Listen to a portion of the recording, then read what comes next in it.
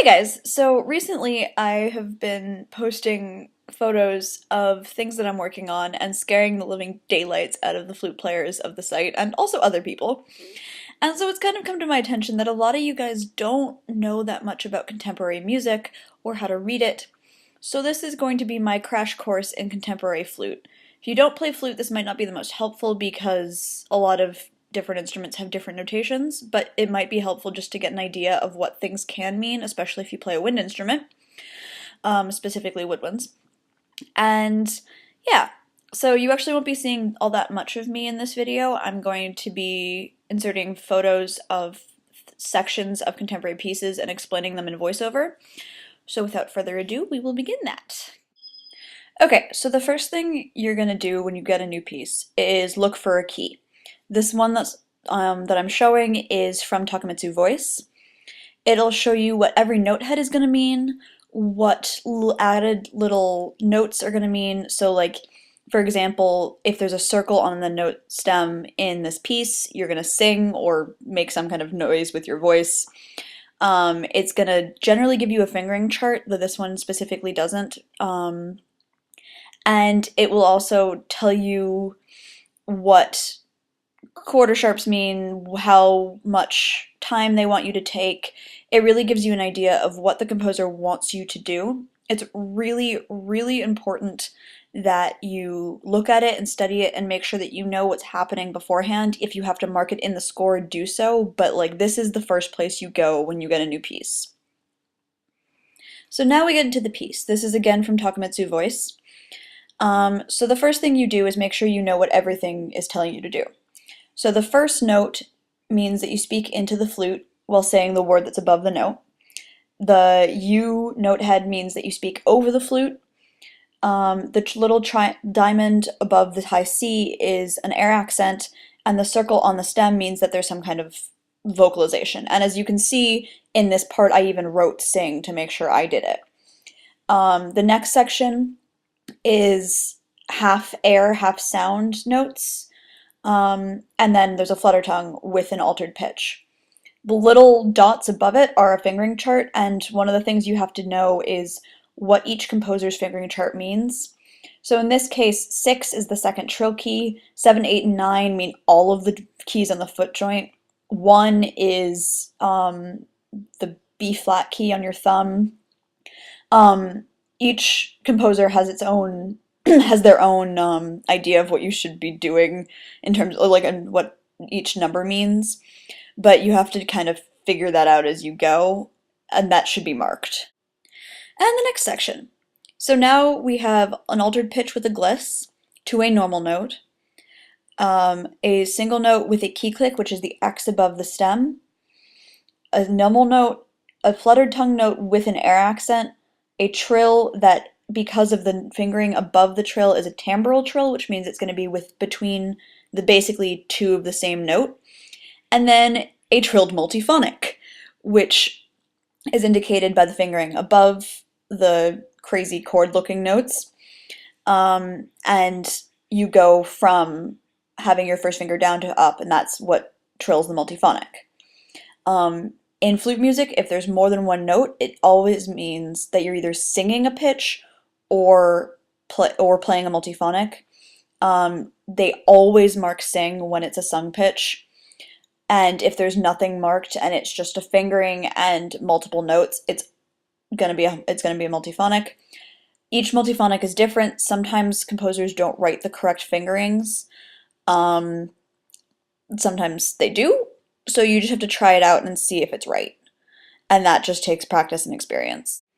And now we get to the infamous clip from Takemitsu Voice. So this is actually much simpler than it looks. It's grace notes into a multiphonic, which I had to change the notes on. A trilled multiphonic, which again he gives you the fingerings for and you just have to figure it out.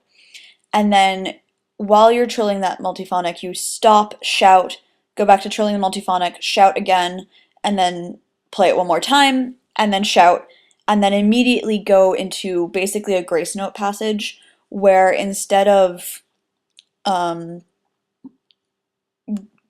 singing or making a nicer sound, vocalizing a nicer sound, you're vocalizing a very deep, growly sound, which is why it says growl. That's marked with flutter as well, so it's a really harsh sound. And then the last note is an A flat with an air accent. So it's actually not as complicated as a lot of you guys were thinking. It's very weird, and that's one of the things that playing contemporary music makes you think about is like, is this weird good or is this weird for weird? And this is one of these sections where you just have to commit and accept the fact that you are going to be yelling at your audiences. So this is the last clip from Takemitsu Voice, and it's a little bit more complicated. So you're starting off with key clicks, which is what the X note heads mean. Some composers will give you keys to click, Takemitsu doesn't, so it's just a matter of finding loud ones. Your left hand ring finger is generally a really loud one, or you can just click your entire right hand, it really depends. So the first two notes are just key clicks, and then the next note, which actually has a note head, is a key click with a slap tongue, which is what the little accent on the note stem means. Then it's again key clicks, and then slap tongue on a G and an E natural, and then finally another air accented F where you were supposed to crescendo and decrescendo, and then a slap tongue G sharp, and a very, very, very quiet F sharp. These are all really standard techniques. If you don't know how to slap tongue, that's something that takes a little bit of time and a little bit of work, and you're going to sound a little stupid for a while. But it's not that hard to learn, and it's really, really worth it to learn it because almost every contemporary piece you will find will require it. Key clicks are really simple, and you just figure that out as you go. And now we get into the scariness that is Cassandra's Dream Song by Brian Ferneyhough. So this is a different key. I didn't take a photo of this, but you'll get the idea.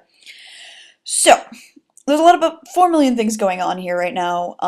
We're going to ignore the dynamics. You can figure that out yourself. But the little pluses on the grace notes mean a key click. Then the altered pitches mean that you start below an A flat, or below an A, gliss up to a pitch that is higher than an A with another grace note with a key click, gliss back down to a normal A, again with a grace note with a key click, and then a key click on the low F, and then a high B flat, or higher B flat. And all while you're doing this, you are changing your embouchure from loose to tight to loose again, and that's all indicated, as you can see. And the next one. So, this one has a drone of an A, so any empty fermatas that you see return to an A that's initially indicated at the beginning. So the first thing you do is play an A with the altered fingering, which is above the first A that you see in this clip. And you're gonna alter your vibrato from no vibrato to, by the end of the note, multi vibrato. Then you slur into a harmonic F sharp, so you're going to finger a low B and overblow 2 partials, so you end up with an F sharp. And then there's a D sharp grace note with a key click, which again is the plus. Then there's an empty fermata, which is the A, but instead of doing the altered A that you played before, it's going to be the normal A, and your vibrato is back to super heavy and super fast, though it's still really quiet. And then you're gonna play the tremolo that's indicated, so A to the altered D, so normal A fingering, and then add the trill keys as the trill. And you're going to sing the highest note you can.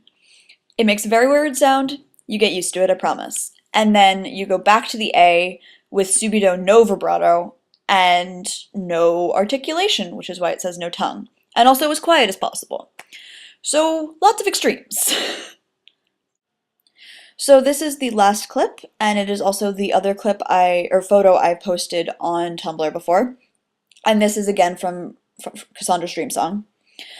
All X's indicate key clicks. This is a super standard notation, and basically, if a composer writes something else as an X no head, they are wrong. In this specific piece, Ferneyhough indicates which keys he wants clicks, and that's the little arrows that are next to the fingerings. So for the first F sharp, which you can't see the sharp, but it isn't an F sharp, you're going to click your right hand ring finger. Then the next note is a key click with a slap tongue, which is what the diamond, or not diamond, what the accent looking note head is, and it's combined with a key click, which is why the X is next to it. Then there's 3 normal key clicks. Then there's the notes that are technically lower than the flute goes, and to do that, you roll the flute into your mouth, stop the embouchure with your tongue, and then click whatever key is indicated. It's the same technique for tongue ram, just with tongue ram there's air involved, and with this it's just basically blocking the flute. Then you have a normal key click, and then you have 3 slap tongue notes without key clicks, so there's no X note head, it's just the accent note head. And those are just, you finger the notes that are indicated and do slap tongue. So that's kind of a brief overview of most of the techniques that are required for contemporary music and what they look like. There were no whistle tones in any of this because I don't have a piece with whistle tones right now. Usually they'll indicate whistle tones, and there'll be a wavy line, or not a wavy line, but like an up and down kind of line indicating that they're whistle tones and that they're supposed to alternate. Composers can't write whistle tones without indicating what they are, so you'll generally know what's happening. And sometimes composers want the other thing. Sometimes they'll create new things. If any of you guys have played Ian Clarke's pieces, you'll see that he kind of does whatever he wants and just tells you. And basically that's the thing, is if it's not standard, a composer has to tell you what to do, and they'll indicate that either in the music itself or in the key, which is why the key is super important. Yeah. And space equals time notation can be very scary, especially since there's no bar lines, and it's really up to you. But they indicate note lengths by how close notes are together. So if they're super close together, they're faster. If they're far apart, they're longer. It's spatial. And the more you get used to it and the more you play like that, it gets really comfortable to basically come up with the rhythm yourself. And if you guys want an example of that, the recording of Takemitsu Voice is on my blog. I have 2 recordings of it actually, one from this summer and one from a couple months ago, or no, just a month ago, from my recital. And that's the piece that the first group of photos is from. I hope this was helpful, and if you guys have any other questions about contemporary notation or contemporary music, I'm more than happy to help. This is my area of expertise and what I focus in, and so I'm happy to help the next generation of contemporary flutists and contemporary musicians figure out what they're doing. I hope you guys have a great week, and I will see you next week.